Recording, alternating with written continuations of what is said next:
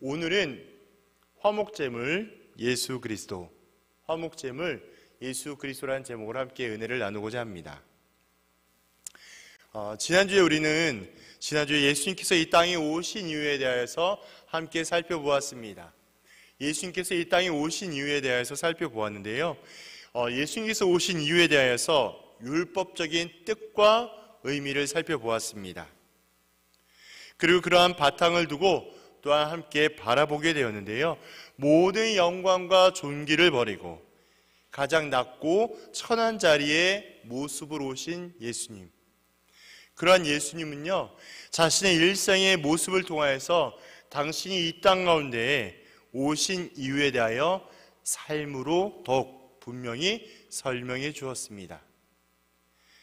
우리가 함께 더 깊이 생각해 보진 못했지만 당시에 많은 유대 사람들의 생각과 기대에는 이렇게 예수님에 대한 혹은 구원자에 대한 부분들이 좀 더 다르게 혹은 예수님의 모습과 다른 모습을 기대하였지만 그런 기대와 처절하게 다르게 예수님의 일생의 삶은 가장 낮고 가장 겸손하고 가장 구별된 삶으로 일생을 보여주셨던 것이죠. 이러한 예수님의 모습 때문에 그런지 예수님의 이 다른 모습을 통해서 많은 사람들의 입에 오르기도 하였습니다. 당시 유대사에서 개, 돼지와 같이 버려진 자들을 친히 찾아가 주시고 또한 그들에게 친구가 되어 주셨습니다.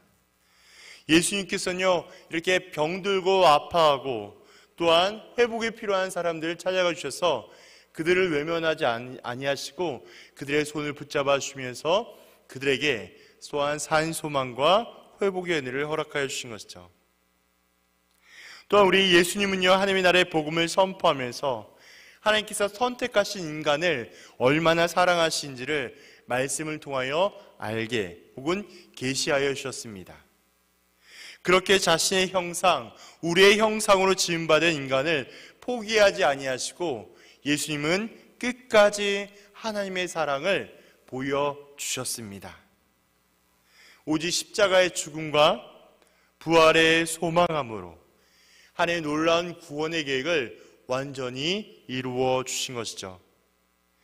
하나님의 이 놀라운 그 사랑 때문에, 하나님의 말로 닿을 수 없는 이 은혜와 사랑 때문에 예수님께서 이 땅에 오신 것이에요.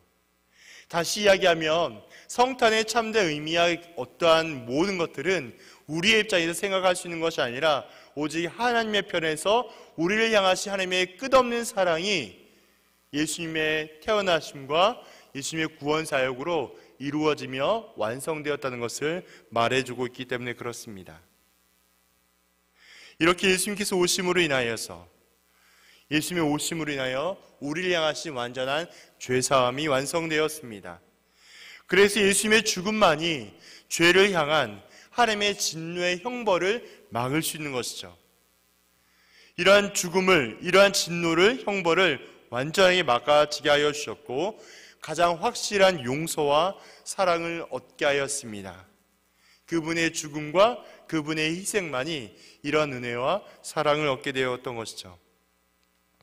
우리가 또 끊임없이 기억할 것은 예수님께서 이 땅에 오신 것은요, 복음을 전파하고 병자를 치유하며 귀신 들린 자를 내쫓는 것도 귀한 일이지만, 그러한 일들을 감당하는 것도 너무나 귀중한 것이지만, 예수님께서 궁극적으로 이 땅에 오신 이유는 바로 죄 때문에 오셨습니다. 우리의 죄, 또한 저와 여러분들이 해결하지 못한 이 죄의 문제를 해결하시기 위하여 이 땅 가운데 오셨죠. 도무지 용서받을 수 없는, 가장 소망이 없고 가치가 없는 인생을 오직 선택과 은혜로 말미암아 소망과 생명을 주신 분, 자신의 보혈의 피의 능력으로 정결하게 하여 주셨고 그 피를 믿고 의지하는 자마다 생명의 능력을 경험하게 하셨습니다.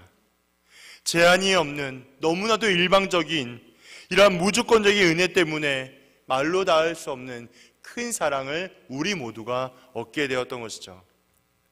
하나님께서는 우리를 향하여서 이렇게 그 크신 사랑을 영원토록 지속하고 있습니다. 무엇을 통하여? 성령을 통하여 하나님의 확실하고 놀라운 사랑을 영원토록 지속하게 되었죠. 이것이 성탄을 맞이하여서 성탄의 의미가 단지 우리의 입장에서 내 마음과 감정과 상황에서 그려지는 기쁨과 만족이 아니라요, 우리를 향하신 아버지의 사랑, 아버지의 놀라운 은혜였음을 고백하게 만드는 가장 결정적이라고 할 수 있겠습니다. 그렇게 우리는 끝까지 사랑하는 아버지의 마음이 이 성탄의 깊은 의미와 연관이 있음을 기억해야 하겠습니다. 이러한 하나님의 사랑의 가장 핵심적인 진리가 있는데요, 어떠한 진리가 있을까요? 우리가 9절과 10절을 읽었는데요, 첫 번째는 10절에 있다라고 말씀을 드리고 싶습니다. 하나님의 사랑의 가장 핵심적인 진리가 뭐냐? 그것은 하나님께서 우리를 먼저 사랑해 주셨다라는 거예요. 우리가 하나님을 택하여서 우리가 하나님 뭔가 결정하고 수고하고 노력해서 사랑한 것이 아니라 하나님께서 우리를 먼저 택하여 주셨고 사랑해 주셨다라는 것입니다. 그 말씀이 10절에 나와 있습니다.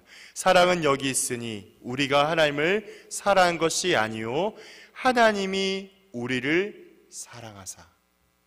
말씀에 나와 있는 것처럼 하나님께서 우리를 사랑하고 계신다라고 말씀하고 있습니다.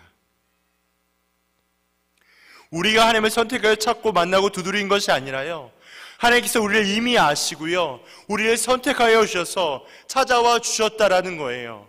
이것이 하나님께서 우리를 향하신 첫 번째 걸음이라는 것입니다. 우리를 너무나 사랑하세요. 그 사랑을 측량할 수 없지만 하나님께서 가장 첫 번째로 행하신 것은 우리를 선택하시며 사랑하셨다라는 것입니다. 그래서 그 말씀을 가만히 보면요, 우리가 무엇인가 노력하고 행동하여서 수고해서 하나님을 사랑한다는 말이 절대 아니에요. 제가 계속 반복하여 거듭 강조하지만 우리의 무엇 때문에 하나님을 사랑하는 것이 아니라요, 우리는 결코 하나님을 가까이 할 수 없는 존재라는 것을 기억해야 합니다. 그 말씀이 로마서 3장 23절에 있어요. 우리의 죄로 인하여서 하나님과 가까이 할 수 없는 우리의 존재들을 하나님께서 먼저 찾아오셔서 우리를 자녀 삼아 주시고 선택하여 주시고 구원해 주셨다라는 거예요. 그 말은요, 우리 모두가 죄인이라서요, 하나님을 향할 능력도 없고요, 의지도 없고, 또한 전적으로 우리는 무능력하고 부패하여서 우리는 하나님의 은혜가 없이는 단 한순간도 살아갈 수 없는 그러한 연약한 존재라는 것입니다. 그런 우리를 하나님께서 먼저 선택하여 주셨습니다. 하나님께서 우리를 선택하여 주신 것은요, 우리를 향한 하나님의 전적인 은혜라는 거예요. 그 은혜에서 하나님의 사랑이 출발한 것입니다. 다른 표현을 하면 어떻게 이야기할 수 있을까요?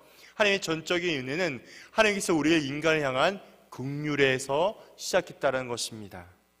우리를 불쌍히 여겨주시고 우리를 하나님의 사랑으로 품어주신 것입니다.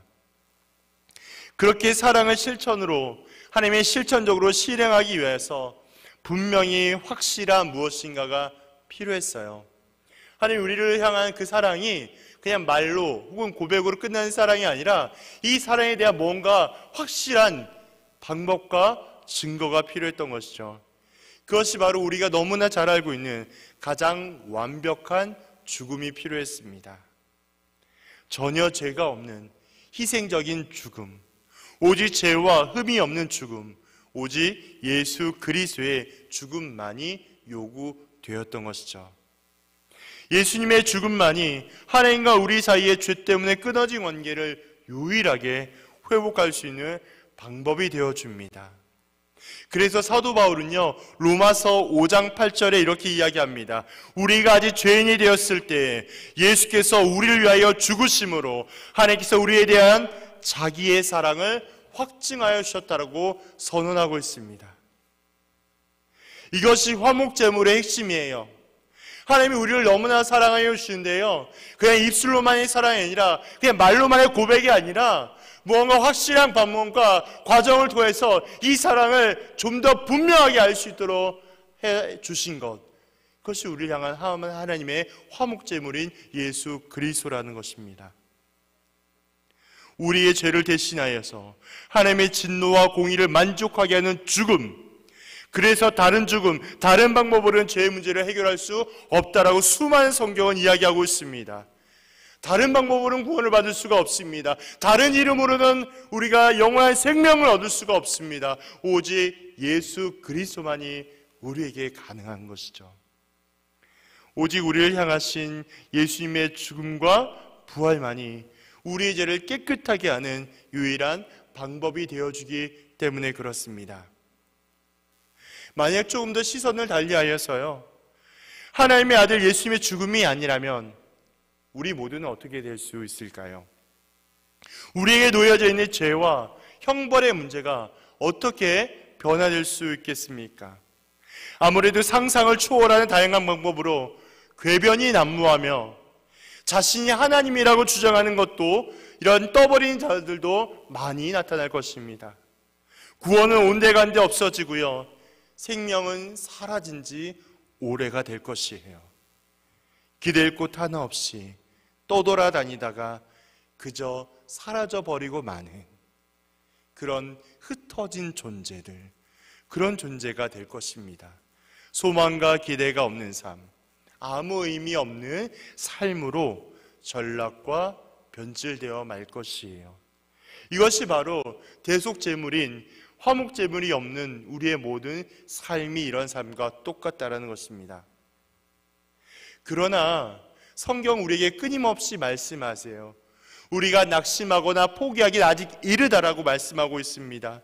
우리는 분명히 하나님께서 약속하신 말씀이 있음을 기억하며 살아가기를 원하세요. 그 말씀이 어디 있냐? 4장 9절을 통하여 나오고 있습니다.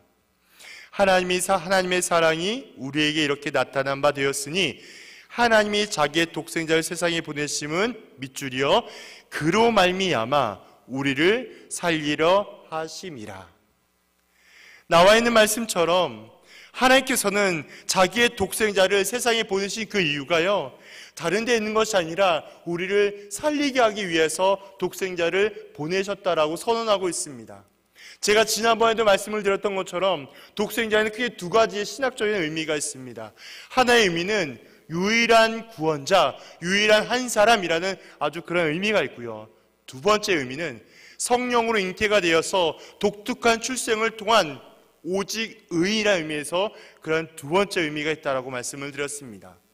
그러면 하나님의 아들이신 독생자 예수 그리스도는 우리를 향하여 하나님의 그 사랑을 온전히 나타내어 주시고 믿는 모든 자들에게 생명과 사랑을 줄 수 있는 유일한 방법, 그분이 이 땅에 오신 이유가 바로 거기에 있으며, 우리가 지금 읽은 것처럼 그분이 세상에 나심은, 세상에 보내심은 우리가 포기하지 않고 하나님을 끝까지 사랑해야 할 분명한 이유와 목적이 여기에 있다는 것을 알게 되는 것이죠. 우리는 그래서 아직 포기하기가 일러요. 아직 우리의 삶의 자리에서요, 끝까지 하나님을 붙잡고 하나님의 놀라운 사랑과 은혜 가운데 살아갈 수 있는 유일한 힘이 어디 있냐? 하나님의 예수를 통해서 우리를 사랑하고 있음을 기억할 때마다 우리는 낙심보다는 소망을 품게 되고 주저앉기보다는 기대함으로 하나님 앞에 더 가까이 갈 수 있게 된다는 것입니다. 기댈 곳 없이 기댈 전혀 없는 나를, 소망이라고 찾아볼 수 없는 나 같은 사람을 다시 살리고자 예수님을 이 땅에 보내셨다라는 거예요. 세상은 여전히 나에게 어떻게 얘기하냐? 세상은 여전히 나에게 쓸모없다, 실수가 많다, 가진 것도 부족하고 경험도 없고 내세울 것도 전혀 없는 나를 그렇게 피하고 도망가고 외면해 버리는 세상은요, 나를 그렇게 처절하게 버리고 구별하지만 하나님의 아들이신 예수 그리스도는 그런 나를 살리고자 다시 살아 숨쉬게 하셔서 생동감 넘치는 존재로 새롭게 하시기 위하여 이 땅 가운데 오셨습니다. 그것이 나를 새롭게 살리신 이유예요.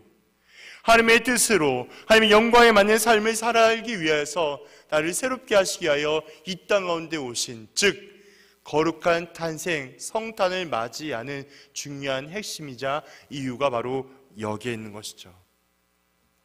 그래서 성탄을 기억하면요, 예수 그리스도의 나심과 예수님께서 하신 일, 그리고 십자가와 부활을 기념하고 기뻐해야 합니다. 우리가 성탄을 맞이하면서 기뻐해야 할 분명한 내용과 목적과 방향과 이유는 다른 것에 있는 것이 아니라 나를 위하여 살리시기 위하여 다시 오신 예수 그리스도, 그분의 은혜와 사랑 때문에 우리는 기뻐하며 항상 감사하며 하나님께 우리의 방향과 시선과 목표를 맞춰야 하는 삶을 살아가야 하기 때문에 그렇습니다. 우리를 향한 무조건적이고 불강력적인 은혜와 사랑이 있음을 기억해야 한다는 것이죠. 그래서 결론과 같은 말씀이 11절에서 등장합니다. 사랑하는 자들아, 하나님이 이같이 우리를 사랑하셨은즉 우리도 서로 사랑하는 것이 마땅하도다. 우리가 먼저 하나님께서 선택받아서 말로 닿을 수 없는 사랑을 얻은 자라면, 다시요, 내가 어떤 수고와 노력한 선택에 의해서 하나님의 은혜와 사랑을 결정하여 얻은 것이 아니라 나도 그 은혜를 얻은 자라면, 하나님의 일방적인 은혜를 얻은 자라면, 하나님의 사랑을 받은 자라면 기억하십시오. 내 옆에 있는 사람, 나와 다른 의견을 가진 사람, 나와 마찰이 있거나 어려운 관계에 있는 사람을 만난다 할지라도 기꺼이 지혜롭고 온유하게 품어주며 사랑으로 베풀어 주어야 합니다. 그것이 진짜 하나님의 사랑을 아는 사람이며 성탄의 참된 기쁨을 누리는 자라는 것을 오늘 말씀은 우리에게 끊임없이 교훈하고 있기 때문에 그렇습니다. 성탄의 본질적인 의미는 기뻐하는 데서 만족하지 않고요, 삶의 자리에서 복음의 능력대로 살아가기를 요구하고 있다는 것을 기억하셔야 해요. 2000년 전에 나신 예수님, 그분의 태어나심과 그분의 일하심과 완성하심이 단지 기쁨에만 있는 것이 아니라 우리의 삶의 자리 가운데 우리가 어떻게 살아가야 할지를 끊임없이 요구하며 말씀하시는 예수님의 말씀이 있음을 우리는 기억해야 합니다. 먹고 마시며 배부르고 감정에 충실하여서 기쁜 것이 성탄이 아니라요, 예수 그리스도의 나심과 일하심, 완성하심을 기억하고 부활의 생명과 사랑을 기념하며 있는 자리에서 복음을 전하고 선한 영향력이 되는 삶, 우리 모두 그러한 삶을 살아내야 하지 않겠습니까? 그것이 성탄의 본질적인 의미를 기억하고 성경적인 사고의 바탕을 둔 실천적인 그리스도인이라고 생각되지는 않으시나요? 2000년 전 날 향해 태어나신 그분 예수 그리스도는 바로 우리의 이러한 사랑을 기억하고 또 우리의 이러한 사랑의 고백처럼 우리의 삶의 자리에서도 이러한 행함이 뒷받침되어야 한다는 것을 기억해야 하겠습니다. 삶의 모습 가운데 예수님의 성품이 나오도록 우리는 끊임없이 말씀을 통하여 나를 돌아보고 성령의 깨달음과 조명하심에 따라 점검하고 또한 노력해야 하겠습니다. 그렇지 못하게 된다면요, 오늘 읽지 않았지만 요한일서 4장 20절에 이런 말씀이 있습니다. 누구든지 하나님을 사랑하노라 하고 그 형제를 미워하면 이는 거짓말하는 자니 보는 바 그 형제를 사랑하지 아니한 자는 보지 못하는 바 하나님을 사랑할 수 없느니라. 무엇라 말씀하고 있을까요? 4장 20절의 말씀처럼 우리가 그런 행함과 그런 실천적인 모습과 노력이 있지 아니한다면 우리는 하나님을 사랑한다라고 고백하고 있지만 하나님 앞에서 거짓말하는 자임을 기억해야 합니다. 우리의 말과 행동에 하나님께서 원치 않는 모습과 말과 그러한 것들이 있다면 성령의 도움과 인도하심으로 하나님께서 기뻐하시고 원하시는 모습과 말이 되도록 끊임없이 노력하며 점검해야겠습니다. 화목제물로 오신 예수 그리스도, 그분은 진정 유일한 하나님의 아들이며 우리를 중보하실 구원자임을 우리는 고백해야 하겠습니다. 그리고 오직 성경과 성령으로 깨달으며 하나님께서 날마다 주신 은혜를 우리의 삶의 자리에서 나타내기를 소망합니다. 그러므로 사람과 환경에서 주어지는 만족과 공급이 아니라 삼위일체 우리 하나님의 능력과 평강이 우리 사랑하는 모든 청년들의 가정, 직장, 사회 모든 장소에서 목장 모임 안에서 풍성하게 일어나기를 주님의 이름으로 축복합니다. 주의 영광 이곳에 가득해